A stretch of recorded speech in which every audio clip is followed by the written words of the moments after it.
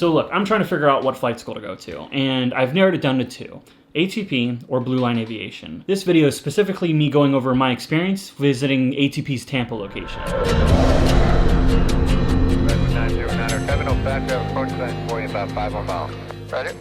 Okay, let me preface with letting you know that this video is not about the quality of ATP as a school or a company. This is specifically just my experience with touring ATP's Tampa location. This video is more geared towards those who have already done their research and they're interested in what the Tampa location may be like.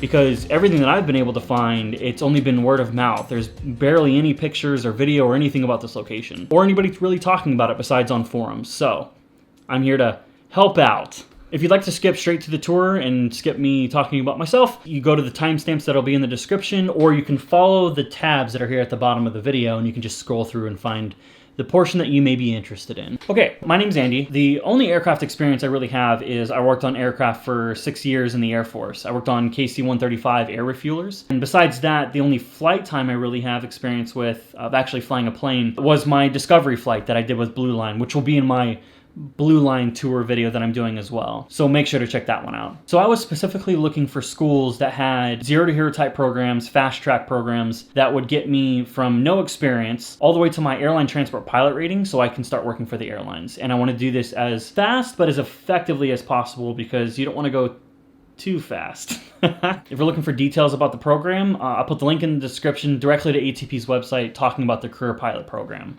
So at the time, I lived in Orlando. I drove down to Tampa to go visit the location. This is specifically just a tour. There was no flight because ATP calls it an admission flight. It's not a discovery flight, and it's actually part of their admission process. You still have to do it before you can fly with them. I didn't need to do that. I just needed to see their facility. So that's all this video will show. I'll end up showing you all the categories that you see below here in the video tabs. I'll go into as much detail as I can. There were some times that I had forgotten to take pictures and videos of certain things. Don't be mad at me. Sorry. I tried my best. I also wanted to make sure I wasn't invading anybody's privacy, you know, because there's a lot of people there that were studying or doing their own thing, So for its location, it is based on the west coast of Florida in a town right outside of Tampa called Clearwater, and it's right on the edge of Old Tampa Bay.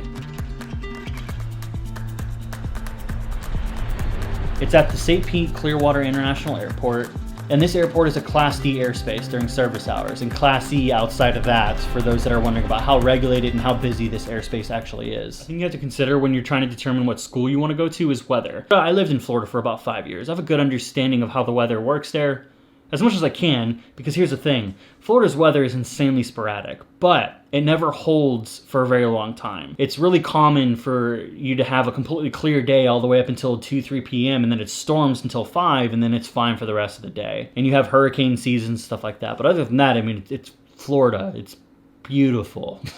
So the building itself is kind of deceptive, and it's not like to ATP's doing. It's just the way it works when it comes to rental space for aircraft hangars and stuff. The hangar you're seeing right now is not ATP's entire hangar. They're actually sharing it with a company called Signature, which as you get into this industry, you're going to know who Signature is. They're a well-known company for providing flight line maintenance and refueling and provide charter services. The portion of the hangar that is ATP's is this part here that I have highlighted.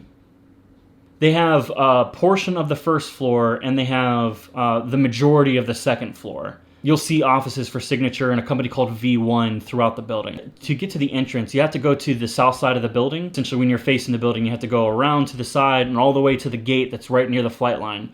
And the entrance is right there.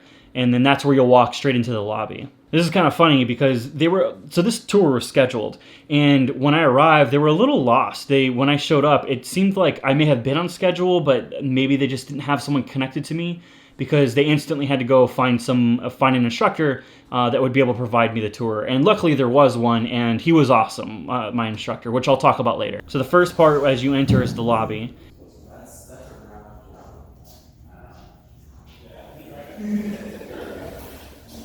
And then you actually go up a set of stairs to get up to the classrooms and break rooms and study rooms, the whole deal. The classrooms are clean. The OCD side of me wanted to take a magic eraser to their walls because it seems that students were just constantly banging their chairs against it, leaving these marks, and I wanted to clean it. But other than that, it really didn't matter. The equipment was upholding. The chairs weren't falling apart or anything like that. Everything seems pretty straightforward and clean. So they have a total of 4 simulators, and this is the part, don't judge, okay? I don't know how I forgot, but I forgot to film it. But we're kind of lucky to an extent. So anyways, they have 4 simulators. 3 of those simulators are, and I'm not going to even try to say this, Precision Flight Controls CRX AATD simulators. So this is the one that they have 3 of, and then they have 1 Frasca Piper Seminole FTDs. Anyways, the 3 that are, the 3 normal ones are typical for single-engine aircraft training, and then the Piper Seminole one is for multi-engine training. Even has its own encasing as if you're actually in the plane itself. No weird hydraulic systems or anything like that that are like you feel like you're moving. It's all stationary. Now, to get an idea of what these look like, I wish I would have filmed it, but luckily someone did, and his name is Ed Creed, and I'm actually going to overlay his footage here so you can actually see, and I'm going to link to his video down below about his experience going to ATP in Raleigh. But in the background, in his video, you'll actually see the simulator, and he actually shows it off a little bit, so you get an idea of what you're looking at. Ed Creed, thank you. Thank you for coming through, even though you didn't know you were doing it. They also had a break room in, I don't know, it's a break room. Is that something you really get excited about? So they have the thing that spits food out, a vending machine. They have one of those, and a fridge. It's important. So I believe they had 3 classrooms, and one of those classrooms is really huge, and it's also used as the study room as well. And they hold classes every Monday, Wednesday, and Friday. That's what I was told when I was there. And then they also have 2 other offices that are used for briefing and pre-flight checks, that whole deal.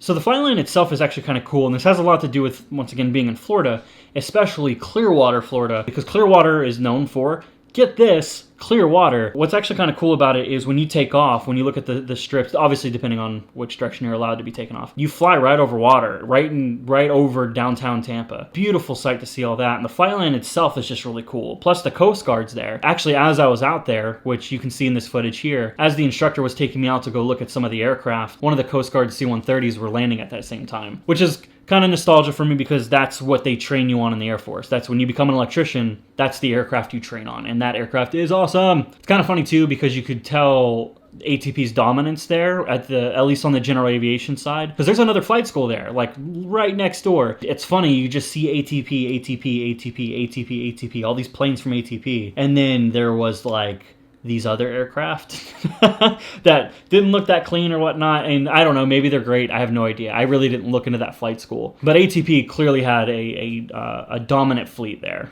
I believe he said all of their aircraft are 2017 and newer, which they were cleaned and well kept. They just look older, and maybe it's just because of like the models that they are, which, you know, Piper Seminoles and Cessnas, which actually, so let me go over their fleet. They have 14 single-engine aircraft, which are all Piper Archers. They also have 4 multi-engine aircraft, which is the Piper Seminoles. So big thing about ATP, which if you're not already aware, is that ATP has essentially, I don't know if it's on-site maintenance, I don't remember if that was at this location, but their fleet is so large that if an aircraft goes down, they end up like bringing it from another location if they have to, while they're working on the one that has broken down.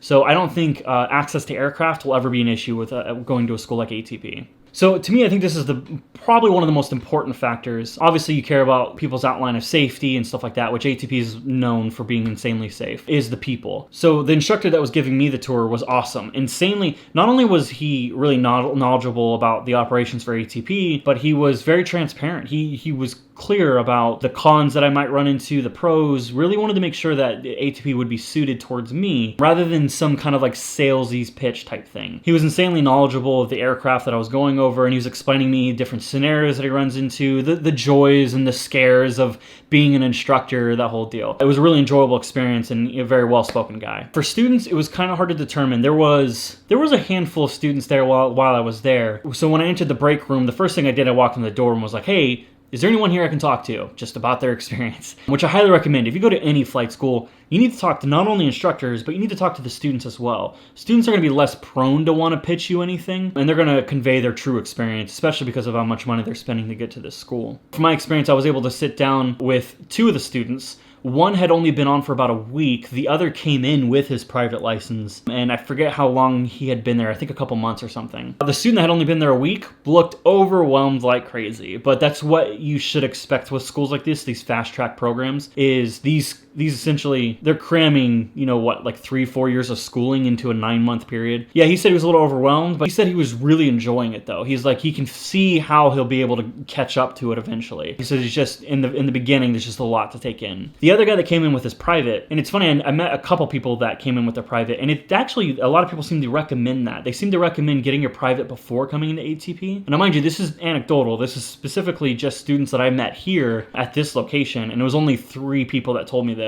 But they came in with a private and they felt like they were a little bit more ahead of everybody else. And that might be because when you get your private at like a local mom and pop or whatever, it's a little slower paced. So you have time to absorb more information and go through different experiences. Whereas ATP, they're just trying to get you your private as soon as possible. So there's pros and cons to both ways.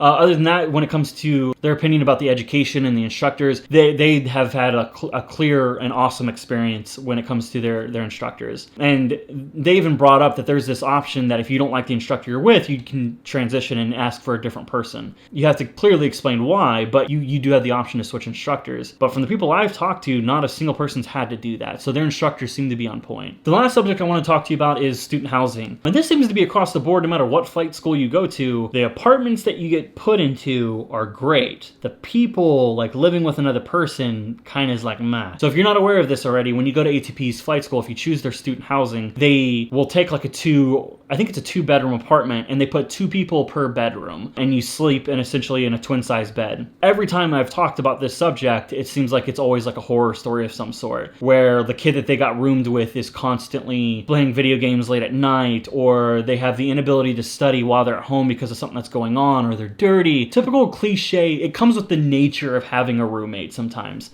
especially when you're not choosing that roommate. But from what I'm understanding is that when you do run into problems, ATP is really quick to get you into a new location with a new roommate, whatever it would be, that they'll do what they have to help you out there. The student housing concept seems to be one of these, just kind of bite the bullet, get through it. It's insanely affordable. It's gonna be really difficult to beat that, and you're not contractually obligated to the lease or anything like that. There's a lot of benefits to getting student housing if you are willing to take that. If I had a choice, it seems like to me I would do my best to just get my own location and get a roommate and split the bill essentially. My home is where I'm going to study and need rest, and I just don't think that was something I'd want to risk. But a lot of people choose student housing, so that's just personal preference. So I guess I'll go ahead and wrap up here, and I'll go over my conclusion. ATP's location seems on point. There wasn't like a lot of energy there, I guess you would say, not to sound like a hippie or anything, but it just seemed very straightforward. It's definitely a school that when you join, you're gonna get the results that you want out of it. It's literally, and don't judge me here, I used to be a beach body coach. Never sold a damn thing, I swear. That was the whole, and if you don't know what that is, that's where you sold like P90X and Insanity from back in the day. But it's similar to that. Like when it comes to like P90X, like a lot of people would complain about it. And that's because they'd be like, oh, it's horrible, it didn't work for me. It's because you didn't try. And that's how ATP is going to be. It's going to be a situation where you put into it what you want out of it. So if you decide to slack off, you'll slack off. There's a chance that you can fail, or you'll come out as not that great of a pilot. Or you can go in headstrong and really put all your efforts in and become like a really good student. And ATP can provide that for you. As I said in the beginning of this video, I have another video coming out about my visit to Blue Line, and I did a tour, and I also did a discovery flight with Blue Line there. I will explain why I do that in that video. I also have another huge video coming out comparing ATP versus Blue Line, and this is covering everything. I'm going to be comparing things like the cost of school, the quality of the aircraft, the quality of the instructors and the students, every nitty-gritty thing I could think of when it came to my research for what flight school I wanted to go to, and I compare them side by side and explained why I chose what school I end up going to. If you have any questions for me, you can comment down on the video below. You can direct message me on Instagram, my handle here, at AndyPateVlogs. And as well, I actually do this, I think I'm going to continually do it. I have these weekly live videos I'm going to be doing called Fluffernutter Live. Don't ask why it's called that. You can just watch the show and find out. But in that, I post a thing where people can ask me questions before I start the Instagram Live. So, that being said, love your face and enjoy, and keep an eye out for those next videos. Okay, bye.